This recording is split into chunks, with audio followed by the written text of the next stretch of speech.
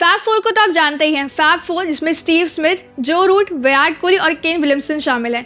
जब भी fab four की बात होती है तब उसमें ये 4 बल्लेबाजों का नाम सामने आता है। फैब फोर उस ग्रुप का नाम है जिसमें करंट जनरेशन के टॉप बल्लेबाज शामिल हैं और उसमें ये 4 बल्लेबाजों को शामिल किया गया है।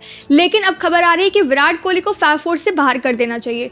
ये बात किसी और ने नहीं बल्कि इंडिया के ही पूर्व क्रिकेटर और कमेंटेटर आकाश चोपड़ा ने कही है अपने यूट्यूब चैनल पर। उनका ये मानना है कि विराट कोहली को फैब फोर से बाहर कर देना चाहिए, बल्कि फैब 4 नहीं फैब 3 ही होने चाहिए, जिसमें स्टीव स्मिथ, जो रूट और केन विलियमसन को शामिल रहना चाहिए। उन्होंने ऐसा इसलिए कहा क्योंकि अभी WTC फाइनल हुआ, उसमें भी विराट का प्रदर्शन बिल्कुल भी खास नहीं रहा। सिर्फ 14 और 49 रन विराट ने मारे थे। तो वही 2020 के बाद विराट के बल्ले से सिर्फ एक ही शतक निकला है, जो उन्होंने इसी साल बॉर्डर गवस्कर ट्रॉफी में अहमदाबाद में मारा था। वही रन उनसे काफी ज्यादा नहीं निकल पा रहे। तो 2014 से 2019 तक तो फैब 4 पीक पे था, जब चारों के चारों बल्लेबाज फुल फॉर्म में थे। लेकिन कोविड पैंडेमिक के बाद इंटरनेशनल क्रिकेट में विराट का फॉर्म काफी ज्यादा ड्रॉप हो गया है। बिल्कुल भी रन उनसे ज्यादा नहीं निकल पा रहे। ऐसे में आकाश चोपड़ा ने कहा कि विराट कोहली को अब फैब 4 से बाहर कर देना चाहिए। तो साथ ही उन्होंने डेविड वार्नर के बारे में भी बात करी, जो कि पहले इस लिस्ट में हिस्सा थे लेकिन खराब फॉर्म की वजह से उन्हें भी बाहर कर दिया गया। आकाश चोपड़ा ने कहा कि केन और जो रूट, इसके बारे में कोई सवाल नहीं। स्टीव स्मिथ का औसत 6 शतकों के साथ 50 का है, उनके बारे में कोई सवाल नहीं है। लेकिन डेविड वार्नर और विराट कोहली इस समय फैब 4 का हिस्सा नहीं है।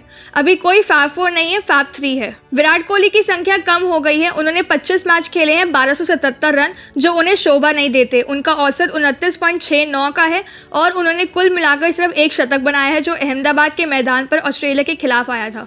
इसके बाद आकाश चोपड़ा ने बाबर आजम की बात भी करी, जो कि पाकिस्तान के कप्तान है बाबर आजम। उन्होंने कहा कि आप अगर चाहते हैं तो उन्हें भी इस लिस्ट में शामिल कर सकते हैं, लेकिन उनके हिसाब से अभी बाबर आजम उस लेवल तक नहीं पहुंचे हैं। आप वहां बाबर आजम का नाम जोड़ने के बारे में सोच सकते हैं, लेकिन इसमें कोई संदेह नहीं है कि उन्होंने टेस्ट क्रिकेट में रन बनाए हैं। मुझे नहीं लगता कि वह इस समय फैब 4 का हिस्सा है।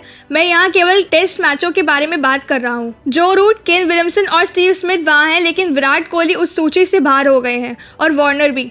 कोहली वास्तव में वापस आ सकते हैं, लेकिन मैं वार्नर के बारे में निश्चित नहीं हूँ।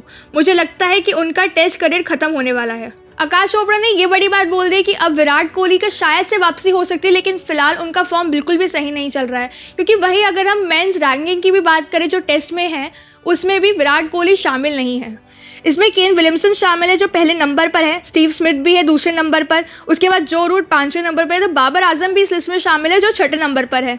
लेकिन विराट कोहली टॉप 10 बल्लेबाजों में यहाँ पे शामिल ही नहीं है टेस्ट में। विराट के इस फॉर्म से बाहर रहने की वजह से आकाश चोपड़ा ने उन्हें बाहर करने की बात करी है। लेकिन आप लोगों को क्या लगता है, क्या आप लोग भी यही मानते हैं कि आप लोग आकाश चोपड़ा की बात से सहमत है कि क्या सच में विराट कोहली को फैब 4 से बाहर कर देना चाहिए और बाबर आजम को लाना चाहिए, या फिर फैब 3 ही होने चाहिए? आप लोगों को क्या लगता है मुझे फटाफट से कमेंट्स जरूर बताइए। आप देखिए तूफान स्पोर्ट, इस वीडियो को लाइक, कमेंट, चैनल को सब्सक्राइब करना बिल्कुल मत भूलिएगा।